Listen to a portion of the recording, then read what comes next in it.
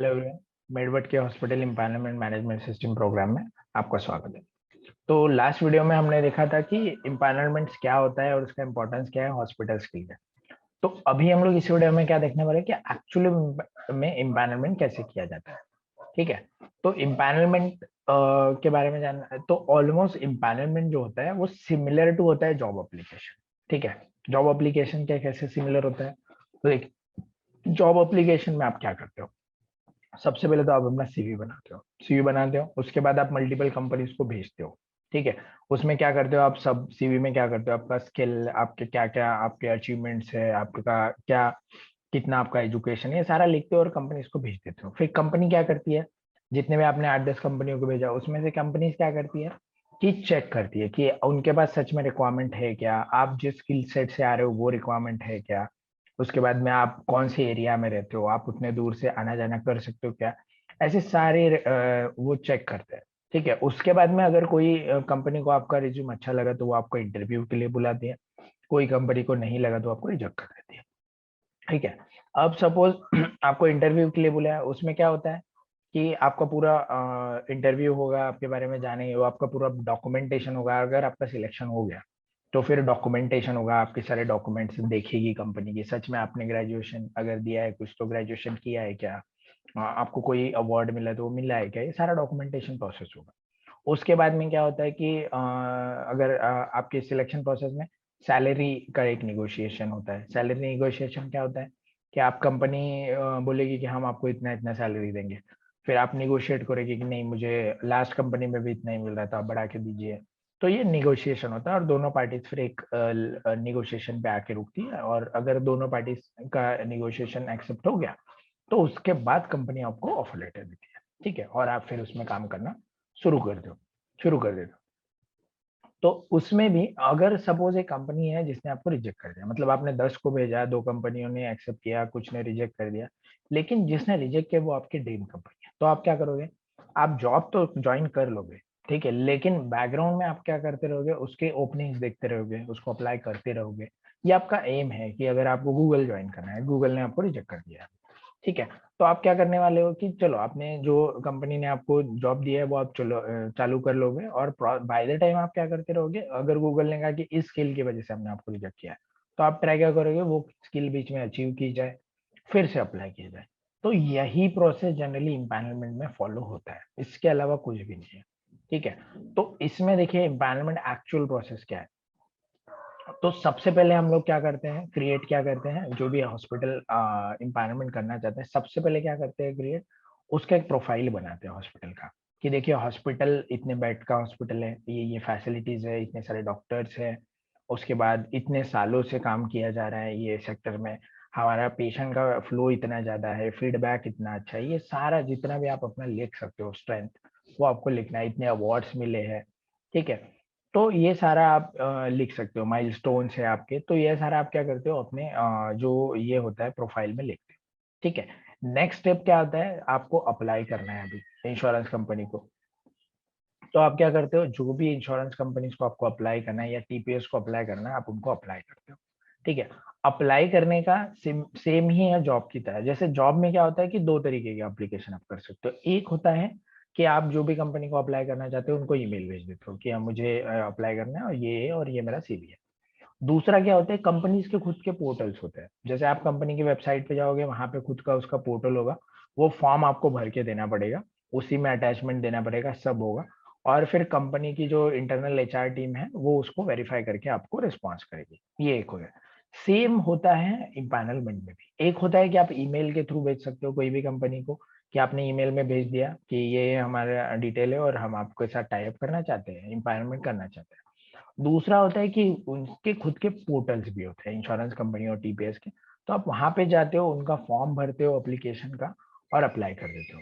ठीक है, उसके बाद में उसमें भी सेम होता है, जैसे कि इसमें भी रिजेक्शन आता है उसमें भी आता है, कि कंपनी क्या करेगी, वेरीफाई करेगी, पूरा डिटेल वेरीफाई करेगी, हॉस्पिटल कौन सा है, कितने बेड का है, कौन सी लोकेशन पे है, सारा सारा, और उनकी रिक्वायरमेंट अगर मैच होती है, जैसे कि एक कंपनी को पनवेल में कोई ऑप्थेल्मिक हॉस्पिटल चाहिए और नहीं है वहां पे, तो अभी नया कोई खुल गया, उसने अप्लाई किया तो झट से ले लेगी उसको, क्योंकि उसको रिक्वायरमेंट है। लेकिन उसके पास ऑर्थोपेडिक का एक 100 बेड का भी हॉस्पिटल पहले से है और किसी ने अप्लाई किया तो वो लेगी नहीं, क्योंकि उसकी रिक्वायरमेंट ही नहीं है। ठीक है, तो बहुत बार हॉस्पिटल ये नहीं समझ पाते कि हमारा एम्पावरमेंट क्यों नहीं हो रहा है या क्या है। ठीक है, तो सबसे पहले तो मैं कहूंगा कि आपको सही एप्लीकेशन करते आना चाहिए। ठीक है, बहुत बार आप सही पोर्टल पे जाके अप्लाई नहीं करते या सही ईमेल बंदे को ईमेल नहीं करते हो। जैसे आपने कैशलेस टीम को ईमेल भेजा तो वो क्यों रिस्पॉन्स करेगी आपको एम्पावरमेंट का। ठीक है, तो आपको एम्पावरमेंट टीम को भेजना पड़ेगा या आपको सही बंदे को भेजना पड़ेगा। ठीक है, तो उसमें क्या हो जाएगा कि आपने 10 को भेजा तो हो सकता है कि 2 कंपनियों ने इंटरेस्ट शो किया, 2 ने नहीं किया, 3 ने रिजेक्ट किया। तो उसके बारे में हम लोग जानते हैं। इफ आपने 10 कंपनियों को अप्लाई किया, ठीक है, उसमें से 5 कंपनी शो इंटरेस्ट, जिन्होंने 5 कंपनी आपके एम्पावरमेंट में इंटरेस्ट हो गया, 3 कंपनी ने रिजेक्ट कर दिया और 2 कंपनियों ने कोई रिस्पॉन्स ही नहीं दिया। तो आप क्या करोगे? सबसे पहले तो आप क्या करो कि जो 5 कंपनियों ने आपको रिस्पॉन्स दिया है, इंटरेस्ट शो किया है, उनका प्रोसेस आप चालू कर दो। आपने चालू किया तो क्या करोगे?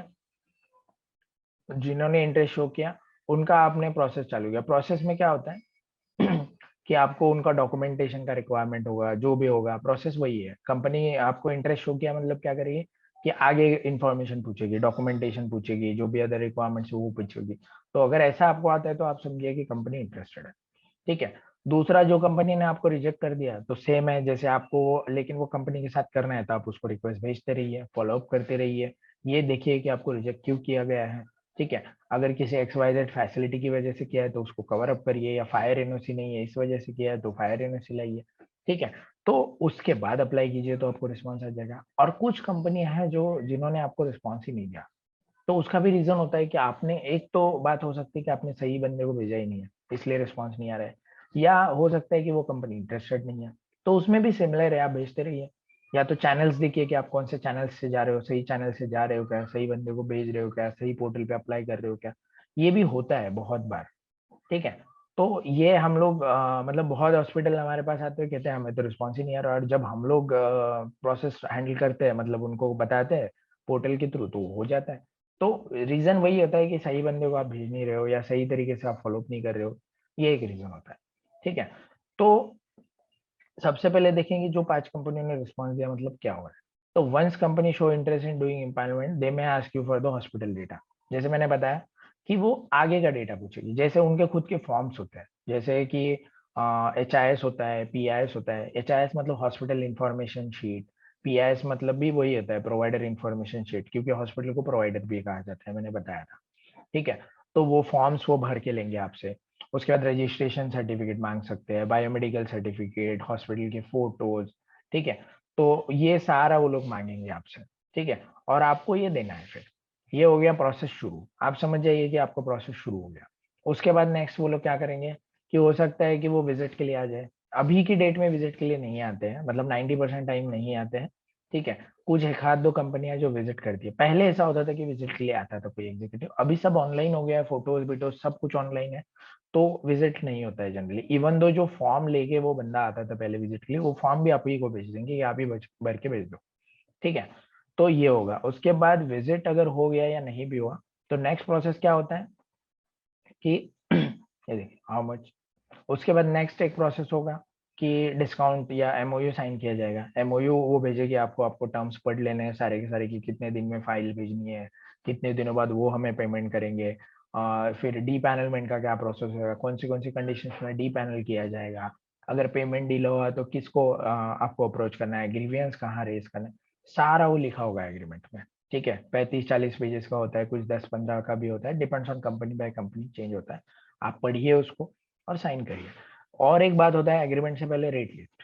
रेट लिस्ट का सबसे इंपॉर्टेंट पार्ट अगर एम्पावरमेंट का कोई है तो रेट लिस्ट, कि वो आप कुछ रेट्स भेजोगे कि देखिए हम ये करंट रेट पे काम कर रहे हैं, हम इस पे आपके साथ टाइप करना चाहते हैं। तो जनरली कंपनियों का जो एम्पावरमेंट का रेट्स होता है वो आपके प्राइवेट के रेट से हमेशा कम ही होगा, ये आप समझ लीजिए। ठीक है, ऐसा कभी नहीं होगा कि वो रेट्स आपको ज्यादा दे देंगे। ठीक है, जैसे मैंने बताया कि वो उनको ही पैसा देना है तो रेट्स आपका कम ही वो रहेगा। अब आपको निगोशिएट करना है, और मैक्सिमम टाइम 90% टाइम उन्हीं की रेट लिस्ट पे आपको निगोशिएट करना पड़ता है, आपकी रेट लिस्ट वो एक्सेप्ट ही नहीं करते। ठीक है, बहुत कम बार, अगर आप बहुत ही लकी हॉस्पिटल हो तो करते हो। ठीक है, तो जैसे मैंने यहाँ पे लिखा भी है कि 80% टाइम्स जो होता है कंपनी खुद की रेट लिस्ट भेजती है और फिक्स डिस्काउंट भी मांगती है।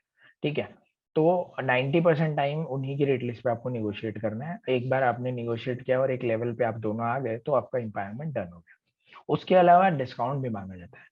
तो ये जो रेट लिस्ट आप निगोशिएट करते हैं जिसको पैकेज रेट लिस्ट कहा जाता है, एक चीज का पैकेज बनाया जाता है जिसमें सारा कवर है।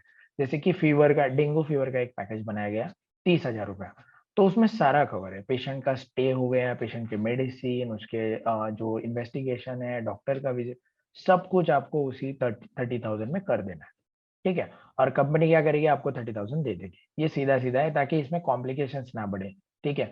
क्योंकि क्या होता है, अगर ये नहीं रहा तो दूसरा क्या करते हैं, पैकेज के बाहर की रेट ली, जैसे कि उसमें हर चीज का इंडिविजुअल चार्ज लगेगा। जैसे डे पेशेंट के बेड का चार्ज लगेगा, डॉक्टर विजिट को आएगा तो चार्ज लगेगा। तो कंपनियों को क्या होता है कि हॉस्पिटल ज्यादा विजिट लगाते हैं। ऐसा हो सकता है कि कभी कभी हॉस्पिटल एक आध दिन स्टे बढ़ा दिया, ज्यादा रख लिया बिना कोई जरूरत के। ठीक है। या मेडिसिन ज्यादा दे दी क्योंकि बिल बढ़ना चाहिए, ऐसा होता है, ऐसा कंपनियों का अप्रोच होता है, या कुछ हॉस्पिटल करते भी होंगे। तो इसलिए कंपनी क्या करती है, ज्यादा से ज्यादा चीजें पैकेज में लेने की कोशिश करती है। फिर आप 8 दिन रखो पेशेंट को, कोई दिक्कत नहीं है उसमें। ठीक है। उस रेट लिस्ट पर डिस्काउंट मांगा जाता है। जैसे कि पैकेजेस में कभी डिस्काउंट नहीं मांगेंगे, लेकिन जो अदर देन वो वाली जो रेट लिस्ट है उस पर मांगेंगे। जैसे 10% हो गया, 20, 30, आजकल तो 30% डिस्काउंट मांगा जाता है। और कुछ कुछ कंपनियां तो ऐसी है जो पैकेज पे भी मांगने लगी। लेकिन आप क्लियरली पैकेजेस को डिनाई कर सकते हो। और जनरल रेंज में मैं बताऊंगा कि आपका डिस्काउंट 10 to 15% तक एक्सेप्ट करना चाहिए, उसके ऊपर आपको एक्सेप्ट करना नहीं चाहिए। ठीक है। क्योंकि वो डिस्काउंट है, डिस्काउंट इतना भी मत दीजिए कि आप काम ही ना कर पाओ मार्केट में। ठीक है। तो मैक्स टू मैक्स 15 के लिए ओके करना है, क्योंकि मैंने देखे कुछ कुछ हॉस्पिटल ने 30 पे भी एक्सेप्ट किया। और बाद में जाके फिर वो क्या करते हैं, वो 30% कंपेंसेट करने के लिए फिर रेट्स बढ़ाने का कुछ अलग काम करते हैं। तो वही है, इनिशियली एनवायरनमेंट चाहिए इसलिए कुछ भी रेट्स पे एक्सेप्ट किया जाता है, और बाद में उसको कंपेंसेट करने के लिए मैनिपुलेशन किए जाते हैं। तो उससे बेटर है कि स्ट्रेट ऑन जो आपको एक्सेप्टेबल है उस पर बोलिए, और जो प्रैक्टिकली पॉसिबल है उसी के लिए एक्सेप्टेंस दीजिए। ठीक है। तो एक बार आपका ये रेट निगोशिएशन वाला डन हो गया तो फिर बाद में प्रोसेस आता है एमओयू साइनिंग। और एमओयू साइनिंग में क्या है, 15 से 30 दिन लग जाएगा। ठीक है। तो उसमें भी एक बार एमओयू साइन हो गया, मतलब वो आपको कॉपीज देंगे, फिर 2 कॉपी उसकी आपको साइन करके भेजनी है, वगैरह वगैरह जो भी रहेगा। उसके बाद में आपको वेलकम मेल आएगा। वेलकम मेल के लिए टाइम लगता है। कुछ कुछ तो कंपनियां 1 1 महीना 2 2 महीने वेट कराती है वेलकम मेल के लिए। और जब तक आपको वेलकम मेल नहीं मिलेगा आपका एम्पावरमेंट डन है ऐसा कंसिडर नहीं किया जा सकता। मतलब उसके अलग अलग तरीके हैं। जैसे एक तो वेलकम मेल आएगा, एम्पावरमेंट डन को हम कैसे मानेंगे। एक तो वेलकम मेल आएगा, या तो आपको कॉल पे कंफर्मेशन दिया जाएगा, या आपको साइन डेमो की हार्ड कॉपी रिटर्न होगी। ठीक है। या तो आपका नाम उनकी जो वेबसाइट है उस पर डिस्प्ले किया जाएगा। ठीक है। तो इन कंडीशंस में हम लोग कह सकते हैं कि आपका एम्पावरमेंट डन हो गया है। ठीक है। तो ये आप याद रखिए। उसके बाद सबसे इम्पोर्टेंट चीज जो है कि एम्पानलमेंट जो है उसको टाइम कितना लगता है, क्योंकि बहुत बार हॉस्पिटल आते हैं हमारे पास में और उनका होता है कि अभी हमको 3 महीने में करके चाहिए। तो हम उनको कहते हैं कि अगर 3 महीने में करना है तो आप करिए ही मत, क्योंकि 3 महीने में कोई एम्पानलमेंट नहीं हो रहा है। ठीक है। इवन मैं बताता हूँ, जो लोग अंदर से या जो भी ये प्लस माइनस करके पैसे देके या जो भी करते होंगे उसमें भी आपको 3 महीने में नहीं होने वाला है। ठीक है। तो बेस्ट ऑप्शन हम लोग सजेस्ट करते हैं कि वो प्रोसेस को जाने से पहले एक सही तरीके से करके तो देखिए। ठीक है। क्योंकि सही तरीके से हो जाता है, मैंने बहुत हॉस्पिटल का देखा है आराम से। हाँ, उसमें टाइम लगता है। जैसे कि आपने आज इम्पानलमेंट प्रोसेस को चालू किया है, तो देखिए वेरी लेंथी और टाइम कंज्यूमिंग पहले ही बताया है। ठीक है।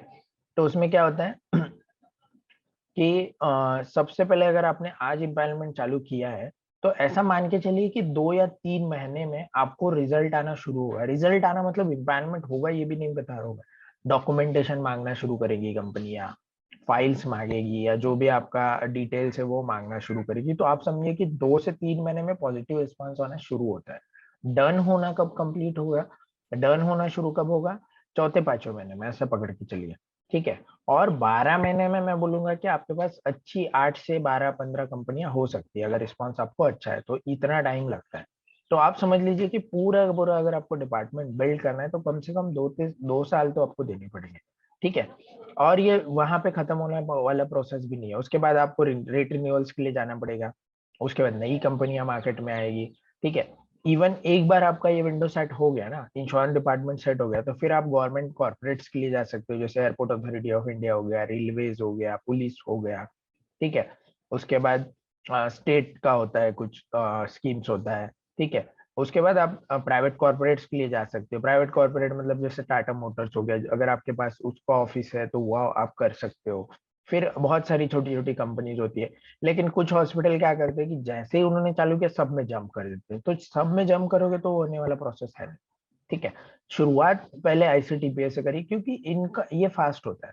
वो तो एक एक दो डेढ़ डेढ़ साल लग जाता है, तो आप वहां पे तो बहुत मुश्किल है, और उनको फिजिकल विजिट की जरूरत है, आपको जाना पड़ता है उनके ऑफिस में। बहुत इसमें टेंडर्स खुलते हैं, तो इसके लिए एक अलग डिपार्टमेंट ही लगता है। ठीक है, लेकिन बेस्ट वे मैं सजेस्ट करता हूँ कि आपको क्या है, पहले आप शुरू करिए आईसीटीपीएस से, क्योंकि वो जो 3 या 6 महीने में आपको रिजल्ट दिखना शुरू होगा ना, वो आपको एक मोटिवेशन भी देगा कि हाँ हो रहा है, आपका डिपार्टमेंट बिल्ट होगा। जो आपका खर्चा लगने वाला है डिपार्टमेंट में वो निकल जाएगा। ठीक है, जो स्टाफ कॉस्ट आएगी आपको। तो इसलिए सबसे पहले इस प्रोसेस को आप हैंडल करिए, इसको चालू करिए और टाइम दीजिए। ठीक है, बहुत बार हॉस्पिटल का होता है कि नहीं हो ही नहीं रहा है, 3 महीने बाद ही बोलते हैं कि हो ही नहीं रहा है। तो अगर आप ऐसा बोलने वाले हो, इतना पेशेंस नहीं शो कर सकते, तो आपको ये प्रोसेस को जाना ही नहीं चाहिए। ठीक है, क्योंकि टाइम कंज्यूमिंग प्रोसेस है।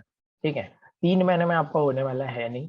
ठीक है, तो हम लोग वही सजेस्ट करते हैं कि 3 महीने में आप अगर एक्सपेक्ट कर रहे हो तो छोड़ ही दो, वो करने की जरूरत ही नहीं है, क्योंकि होगा नहीं, फिर आप ही डिसमोड हो जाओगे, काम आपने जो पैसा इन्वेस्ट किया है काम आगे तक ले गए, वो वहां पे बंद हो जाएगा। ठीक है, तो ये है एम्पावरमेंट। तो हमने इसमें पूरा देख लिया है कि एम्पावरमेंट कैसे होता है, कैसे करना चाहिए। ठीक है, तो बाकी का हम लोग आने वाले वीडियोस में देखेंगे guys. Thank you very much.